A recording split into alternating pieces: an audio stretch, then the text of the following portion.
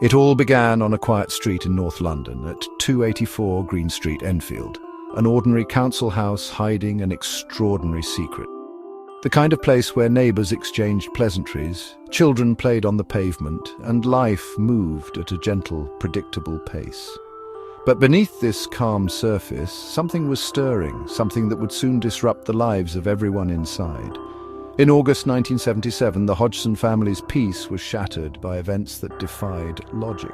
What started as a typical summer soon spiraled into a nightmare as the family found themselves at the center of a mystery that would baffle experts and terrify locals. Peggy Hodgson, a single mother doing her best to raise 4 children, suddenly found her world turned upside down. She and her children, Margaret, Janet, Johnny and Billy, became the unwilling focus of a storm of paranormal activity that would soon grip not just their street, but the entire nation. It started subtly, furniture sliding just a few inches, faint knocking from the walls late at night, and a sense of unease that crept through the house. At first, these incidents seemed almost harmless, easy to dismiss as tricks of the mind or the settling of an old house. The family tried to ignore it, hoping it would pass, but the disturbances grew bolder. Loud banging echoed through the hallways, objects moved in plain sight, and the sense of something unseen watching them became impossible to shake. The children, especially Janet and Margaret, were most affected. Their bedroom became the epicenter of the activity, a place where fear replaced comfort and sleep was haunted by strange occurrences. Heavy chests of drawers moved on their own. Toys flew through the air as if thrown by invisible hands, and the girls would wake to find their belongings scattered across the room. The ordinary had become extraordinary and terrifying. The family lived in constant fear, their home transformed into a place of dread. Every creak, every shadow, every unexplained sound set their nerves on edge, leaving them exhausted and desperate for answers. Was it a prank, a fault with the house, or something beyond understanding? Friends and neighbours offered explanations, but none could account for the sheer scale and persistence of the disturbances. The events escalated, moving from noises to undeniable physical manifestations. Furniture shook violently, objects levitated, and the sense of a malevolent presence grew stronger with each passing night. The Hodgsons were trapped, their story about to draw in police, journalists, and investigators from across the country. The world outside would soon be watching, eager to uncover the truth behind the haunting at Green Street. The Enfield Poltergeist had begun, marking the start of one of the most infamous and chilling hauntings in British history. The Hodgsons were, in many ways, a typical working-class family living in the heart of Enfield, North London. Peggy, a resilient and determined single mother, did her best to provide a loving home for her 4 children, Margaret, Janet, Johnny and Billy.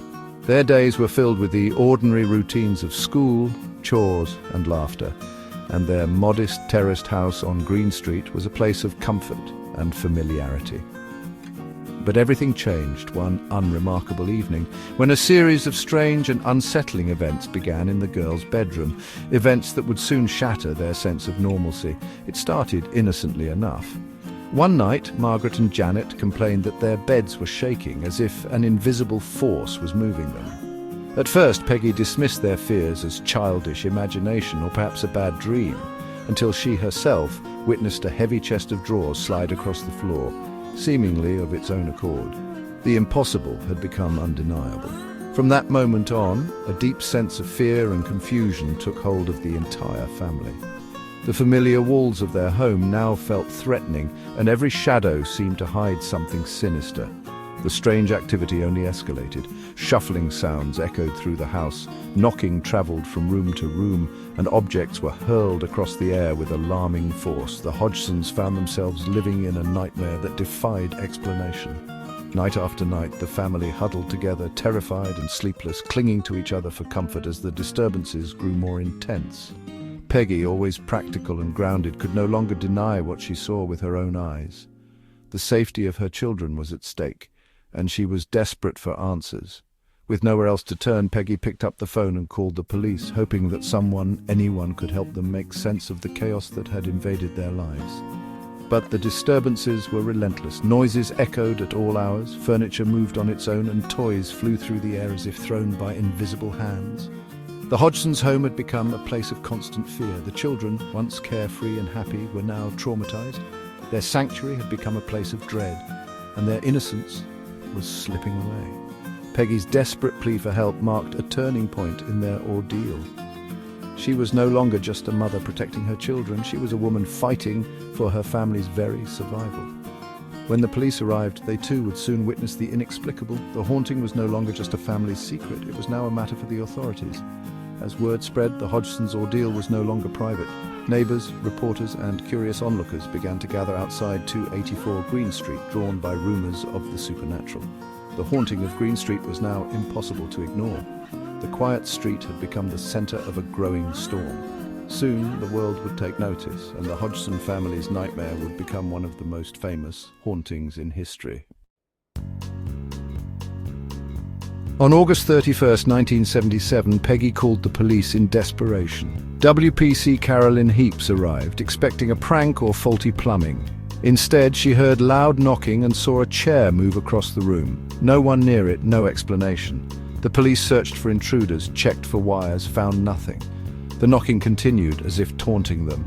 More officers visited, many witnessing strange events. The official report confirmed unexplained noises and moving furniture. The law had no answers, only more questions. The police couldn't help, but their testimony gave the case credibility. The Hodgsons were left alone again, but now their story was documented. The press soon descended, and the haunting became front-page news. The Enfield mystery was now a national obsession. With police utterly baffled by the bizarre events unfolding at the Hodgson home, their confusion only deepened as the nights wore on. The officers, trained to deal with the ordinary, found themselves out of their depth, unable to explain the strange happenings that seemed to defy logic and reason. Meanwhile, the press began to swarm the quiet street, eager for a sensational story. Journalists and photographers gathered outside, their cameras flashing as word of the haunting spread rapidly through the city and beyond. The case was quickly becoming a national obsession. It was at this point that the Society for Psychical Research, a respected organization dedicated to investigating paranormal phenomena, took notice. Maurice Grosse, a compassionate and methodical investigator, was dispatched to the scene. Initially, he arrived with the intention of debunking the case. But as he witnessed the events firsthand, his skepticism began to waver. Grosse meticulously documented flying marbles, doors opening on their own, and relentless, unexplained knocking that echoed through the house at all hours. Determined to capture evidence, he set up tape recorders and cameras throughout the home, hoping to catch the phenomena as they occurred. Soon, he was joined by Lyon Playfair, another experienced investigator, who brought a fresh perspective and even more rigorous scrutiny to the case. Together, Grosse and Playfair catalogued over 1,500 separate paranormal events. Everything from furniture levitating in front of witnesses, to spontaneous fires erupting in the living room, to objects vanishing and reappearing in impossible places.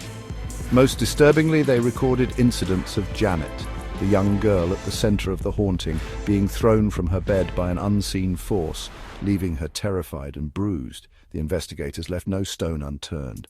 They interviewed neighbors, searched for hidden wires or trick devices, and tested every possible natural explanation, determined to rule out any chance of fraud or mischief. While they did suspect that some minor incidents may have been faked by the children, perhaps out of boredom or a desire for attention, the sheer scale, intensity, and unpredictability of the phenomena defied any rational explanation. Many events occurred under strict observation with no opportunity for trickery. After months of exhaustive, objective investigation, the team reached a remarkable conclusion. The Enfield case was a genuine poltergeist haunting. Unlike anything previously documented, the suffering of the Hodgson family was undeniable. Night after night, they endured fear, confusion, and exhaustion as the strange events continued. And so, it seemed, was the haunting itself, an enigma that left even the most skeptical investigators questioning what was truly possible.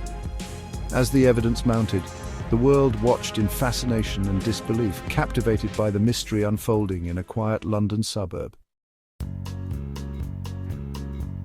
The haunting took a darker turn. Janet became the focus, and a new phenomenon emerged, a deep, gruff voice speaking through her. The voice claimed to be Bill Wilkins, a former resident who died in the house. Maurice Grosse recorded hours of these chilling conversations. Investigators were skeptical, suspecting ventriloquism, but tests baffled speech experts. Even with Janet's mouth taped shut, the voice persisted. Years later, Bill Wilkins' son confirmed the details matched his father's death. The voice became the most controversial evidence. Was it spirit communication or a clever trick? For many, this was proof the haunting was real. For others, it was just another mystery. The case had crossed into the realm of possession. The Enfield case drew international attention, attracting Ed and Lorraine Warren, famed American paranormal investigators. The Warrens declared the house infested by a demonic entity, raising the stakes dramatically. Their sensational approach clashed with the careful methods of Grosse and Playfair. The Warrens' brief visit fueled controversy and media frenzy, but their claims were disputed by the original investigators. They popularized the case in America, but exaggerated their role. For those on the ground, the Enfield haunting was complex, not a simple battle of good versus evil. The Warrens' narrative made headlines, but the truth was far more nuanced. The debate over their involvement continues to this day. Investigators set up cameras hoping for proof, but instead they captured Janet apparently jumping from her bed. The photos fueled skepticism. Was she being thrown or just leaping? Under pressure, Janet admitted to faking a few incidents to test the investigators. This confession damaged the case's credibility. Skeptics saw it as proof of a hoax. Believers argued the vast majority of events couldn't be faked. The girls were under immense pressure, constantly observed. Faking a few events didn't explain the hundreds of other incidents. The case became a puzzle of truth and deception. Was it all a trick, or was there something real beneath the surface? The Enfield haunting was now a battleground of belief and doubt. The world was left to decide what to believe. Skeptics argued the Enfield case was a hoax, orchestrated by Janet and Margaret. They pointed to adolescent turmoil, attention-seeking, and the girls' own admissions. Magicians replicated the effects. Critics said investigators wanted to believe. The most dramatic events happened when the girls were alone or in poor lighting. The levitation photos looked like simple jumps. For skeptics, there was no ghost, just a troubled family and eager investigators. The Enfield Poltergeist became a modern ghost story, born of psychology, not spirits. The legend grew, but doubt always lingered. Decades later, the Enfield Poltergeist remains one of the most debated paranormal cases. There's compelling evidence, terrified family accounts, police testimony, unexplained recordings, and corroborated details. But there's also proof of trickery, staged photos, confessions, and skeptical analysis. Was it a haunting, a hoax, or something in between? Perhaps real phenomena sparked the events. Then human behavior took over under media scrutiny. The truth is tangled, a mix of fear, fact, and fabrication. The case forces us to question reality and the limits of our understanding. Was it a restless spirit, a troubled child, or a masterful hoax? The files are closed, but the debate rages on. In the end, we're left with one question. What do you believe happened in Enfield?